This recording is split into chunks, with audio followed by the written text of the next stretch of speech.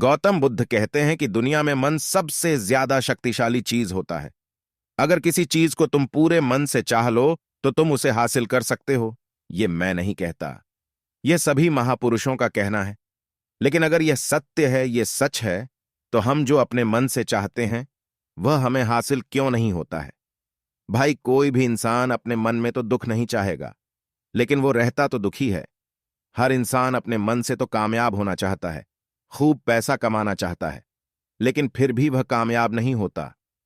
भला ऐसा दुनिया में कौन इंसान होगा जो अपने मन में यह चाहेगा कि मैं नाकामयाब रहूं या मैं पैसा ना कमाऊं? सोचने की बात है तो इसमें दो चीज निकलकर सामने आती है। या तो वह महापुरुष गलत थे जिन्होंने यह बात बोली कि मन से चाहे हुई चीज हासिल हो जाती है, या फिर हम गलत हैं। एक बार की बात है, एक आदमी के जीवन में सिर्फ दुख ही दुख थे। वह जो भी काम करता, उस बेचारे का वह काम पूरा ही नहीं होता। घर में आता तो घर में कलेश बना रहता, किसी से कोई मदद मांगता तो कोई उसकी मदद नहीं करता। ऐसा लगता था कि चारों तरफ से उसके ऊपर दुख का पहाड़ टूट पड़ा है। उसे समझ नहीं आ रहा था कि मैं इन दुखों से कैसे पार पाऊं। वह दिन रात यही सोचता रहता था कि अपने दुखों से छुटकारा कैसे पाना है। इसी कारण से वह रात में सो भी नहीं पाता था। उसकी आंखों के नीचे बड़े बड़े काले घेरे बन गए थे, जो इस बात का प्रतीक थे कि वह आदमी कितना दुखी है और कितना चिंतित है। कभी कभी तो उसके मन में आत्महत्या करने के भी ख्याल आते थे, लेकिन अपने परिवार की चिंता करके वह यह कदम नहीं उठा पाता। वह इतना दुखी हो गया कि उसने निर्णय किया कि वह इन दुखों से छुटकारा पाकर ही रहेगा। इसके लिए चाहे उसे कितनी ही मेहनत करनी पड़े, कुछ भी करना पड़े, चाहे अंगारों पर चलना पड़े, लेकिन इन दुखों से छुटकारा हासिल करके रहेगा। ऐसे ही एक दिन उसने अपने मित्र से पूछा कि मैं अपने जीवन को कैसे सुधारें। उसके मित्र ने उसे बताया कि तुम किसी बाबा के पास जाओ। बाबाओं के पास ऐसा मंत्र होता है जिससे सारे दुख मिट जाते हैं, जीवन खुशियों से भर जाता है और धन संपदा भी हासिल होती है। तुम किसी ऐसे बाबा को ढूंढ लो, बस तुम्हारा काम बन जाएगा। उस आदमी के मन में यह बात पूरी तरह से पक्की बैठ गई कि कोई बाबा ही मेरा दुख दूर कर सकता है, और इसीलिए उसे किसी भी बाबा के बारे में पता चलता तो वह उस बाबा के पास पहुंच जाता, उस बाबा को अपनी समस्या बताता और उससे उसका समाधान पूछता और कहता कि बाबा, मैं कुछ भी करने के लिए तैयार हूं, लेकिन मेरी इन समस्याओं से मुझे छुटकारा दिला दीजिए। आप जो कहेंगे मैं वह करूंगा, लेकिन मेरे जीवन को सुधार दीजिए। बाबा उसे कुछ टोने टोटके बताते थे करने के लिए, और बदले में दान दक्षिणा ले लेते थे कि ये टोना टोटका करने के बाद तुम्हारे घर में सुख शांति बनी रहेगी। बस इस टोटके को पूरी विधि के साथ करना। वह आदमी घर लौटकर पूरी विधि के साथ टोने टोटके करने लगा, लेकिन बहुत टोने टोटके करने के बाद भी उसके जीवन में कुछ बदलाव नहीं आया। इसके विपरीत उसका जीवन और ज्यादा दुखी हो गया।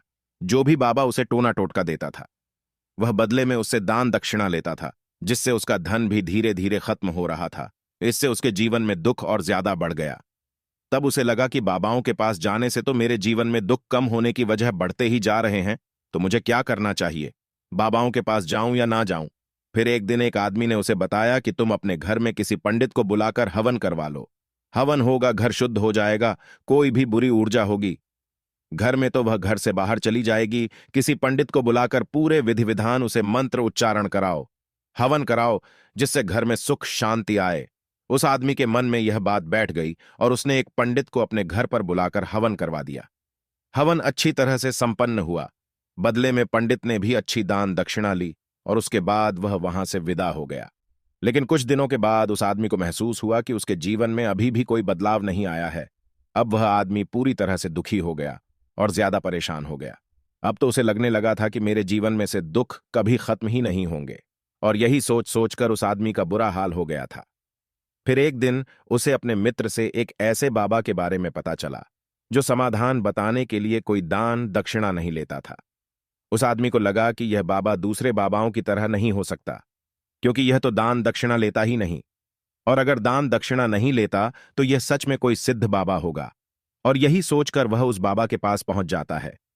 जब वह आदमी वहां पर पहुंचता है तो वह बाबा ध्यान में बैठे हुए थे। यह देखकर वह आदमी वहीं पर चुपचाप बैठकर ध्यान से बाहर आने का उनका इंतजार करने लगा।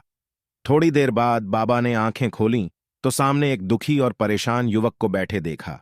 उसकी आंखों के नीचे काले घेरे देखकर ही समझ गया कि यह आदमी अपने जीवन से कितना परेशान है। उसे संबोधित करते हुए बाबा ने पूछा कि बच्चा, क्या चाहते हो? बाबा के पास क्या लेने आए हो?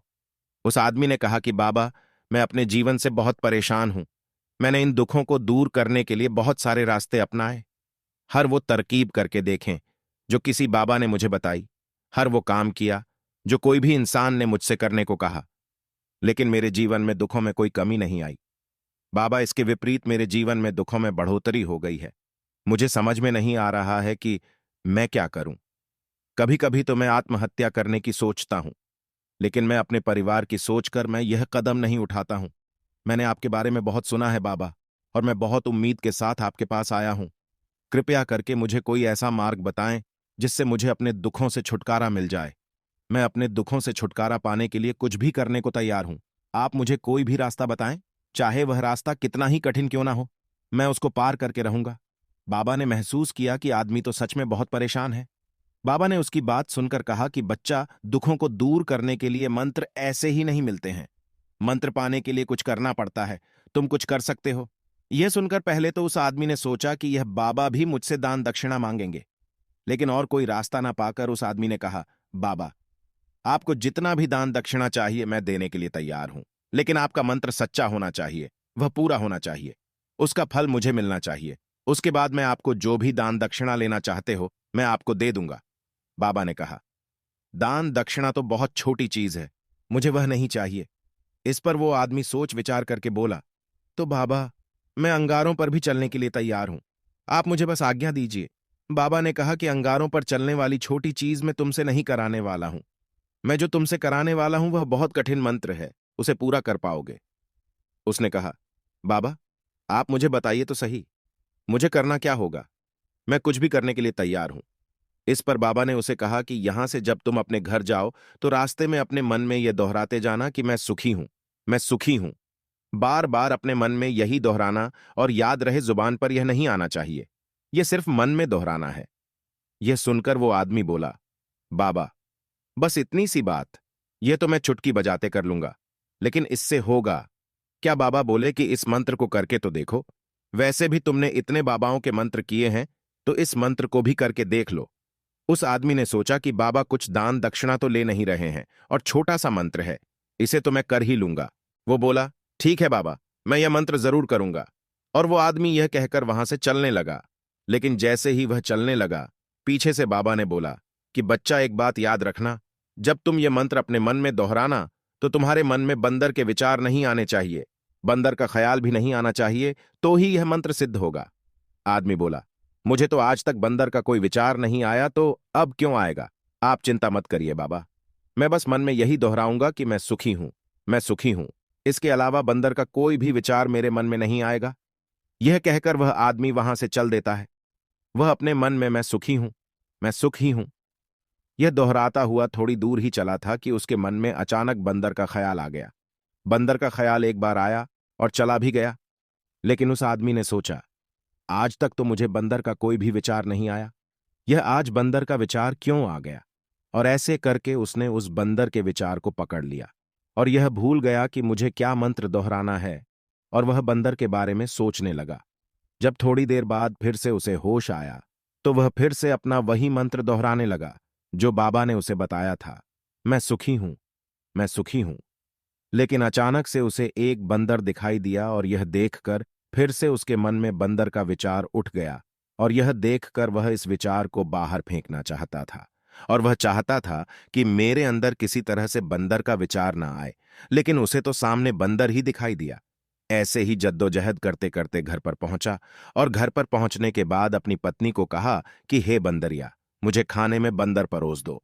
और जब उसे एहसास हुआ कि उसने क्या बोल दिया, तो वह अपने बाल नोचने लगा और दीवारों में सर मारने लगा कि आज तक मुझे बंदर का कोई भी विचार नहीं आया, और आज मुझे यह क्या हो गया है कि मुझे हर जगह बंदर ही बंदर नजर आ रहे हैं। यह कैसी माया है? यही सोच सोचकर वह आदमी रात भर सो नहीं पाया। रात भर करवटें बदलते रहा, और सुबह उठकर सीधे उसी बाबा के पास पहुंच गया और उसके चरणों में गिरकर कहा कि बाबा, पता नहीं क्या चमत्कार हो रहा है, आज तक मुझे बंदर का कोई विचार नहीं आया, लेकिन कल से जब से आपने मुझसे कहा कि बंदर का विचार नहीं आना चाहिए, तब से मुझे हर जगह बंदर ही बंदर नजर आ रहे हैं। उस आदमी ने कहा कि बाबा, मुझे तो आपके पीछे पेड़ पर बैठा बंदर केले खाते हुए दिखाई दे रहा है, यह हो क्या रहा है बाबा? यह सुनकर बाबा हंसने लगे। हाँ हाँ हाँ हाँ बच्चा, मन का जाल एक ऐसा जाल है जिसे समझ पाना इतना आसान नहीं है। बंदर तो तुम्हारे रास्ते में पहले भी आते थे। जब तुम मेरे पास आए थे तो इन्हीं पेड़ों पर यह बंदर घूम रहे थे, लेकिन तब तुम्हारे ध्यान में यह बंदर नहीं था। तब तुम्हारे ध्यान में सिर्फ दुख थे। इसके बाद बाबा ने उसे बताया कि बच्चा, हम जिस चीज से भी दूर भागना चाहते हैं, वही चीज हमारे मन में बहुत गहरे में प्रविष्ट हो जाती है और हमारे अंतर्मन में समा जाती है। असल में हम जिस चीज से छुटकारा पाना चाहते हैं, उससे छुटकारा इसीलिए पाना चाहते हैं कि वह हमारे साथ बहुत गहरे से जुड़ी हुई है, और हम जितना ही उससे छुटकारा पाना चाहते हैं, वह उतनी ही गहरी हमारे मन में बैठती चली जाती है और आखिरकार हमारे अंतर्मन में छा जाती है। ऊपर से तो हम चाहते हैं सुखी होना कि मैं सुखी हूं, सुखी हूं। हमारे होंठ भी यही बोलते रहते हैं, लेकिन हमारे मन में दुख समाये होते हैं। हमारे विचारों में, हमारे मन में दुख ही दुख दिखाई देते हैं। इसीलिए अपनी जुबान से बार बार यह बोलने से कि मैं सुखी हूं, मैं सुखी हूं, हम सुखी नहीं होंगे जब तक यह मंत्र हमारे अंतर्मन में प्रविष्ट नहीं होगा। इस पर उस आदमी ने पूछा कि बाबा, लेकिन यह मंत्र हमारे अंतर्मन में प्रविष्ट कैसे होगा? यह सुनकर बाबा ने कहा कि बच्चा, अपने दुखों से लड़ना बंद कर दो। जब तक तुम अपने दुखों को दूर करने की सोचते रहोगे, तब तक वो दुख तुमसे चिपके रहेंगे। तब तक वो दुख तुम्हारे अंतर्मन पर अपना राज बनाए बैठे रहेंगे। और जिस दिन तुम उन दुखों के बारे में सोचना ही छोड़ दोगे, उन दुखों से छुटकारा ही नहीं पाना चाहोगे, उसी दिन से तुम्हारे जिंदगी से दुख गायब हो जाएंगे। क्योंकि किसी भी चीज से छुटकारा पाने के लिए हमें उस चीज के बारे में सोचना पड़ता है, और हम जितना ही उस चीज के बारे में सोचते हैं, वह उतनी ही गहरी हमारे मन में प्रविष्ट होती चली जाती है। हम अधिकतर समय दुखों के बारे में ही सोचते हैं। हम यही सोचते हैं कि हमारे जीवन में दुख है और हमें इससे छुटकारा पाना है। इसी वजह से बार बार सोचने से वो दुख हमारे अंतर्मन में प्रविष्ट हो जाते हैं और हमें एहसास भी नहीं होता। इसीलिए अगर तुम दुखों से छुटकारा पाना चाहते हो, तो दुखों से छुटकारा पाने के बारे में सोचना छोड़ दो। तुम्हें दुखों से छुटकारा मिल जाएगा। अक्सर आदमी धूम्रपान छोड़ना चाहता है, शराब छोड़ना चाहता है, सुबह अपने आप से यह वादा करता है कि मैं कोई भी गलत काम नहीं करूंगा, लेकिन शाम को जब लौटता है तो नशे में चूर होकर लौटता है। ऐसा क्यों होता है? जो हम सोच रहे हैं वह पूरा कर ही नहीं पा रहे हैं। असल में हम उस चीज को बहुत ज्यादा तवज्जो दे रहे हैं, उस चीज को बहुत ज्यादा अहमियत दे रहे हैं। जब भी हम उस चीज को छोड़ने के बारे में सोचते हैं, तो हम उसकी इंपॉर्टेंस यानी कि विशेषता और ज्यादा बढ़ा देते हैं। हमारा मन उस चीज के बारे में जितना ज्यादा सोचेगा, शराब या धूम्रपान छोड़ने के बारे में जितना ज्यादा सोचेगा, हमारा मन उतना ही उस चीज के पीछे ज्यादा भागेगा। हमें उस चीज से लड़ना नहीं है, बल्कि बिना सोचे गुजर जाना है। और अगर हम इस मंत्र को समझ लेते हैं, तो हम अपने जीवन में जो भी पाना चाहते हैं, उसे अपने अंतर्मन में डाल सकते हैं। और एक बार वो लक्ष्य हमारे अंतर्मन में बैठ जाता है, तो फिर सफलता पाने में कोई समस्या नहीं आती, कोई दिक्कत नहीं आती। तो दोस्तों, कैसी लगी आपको यह वीडियो? Thank you.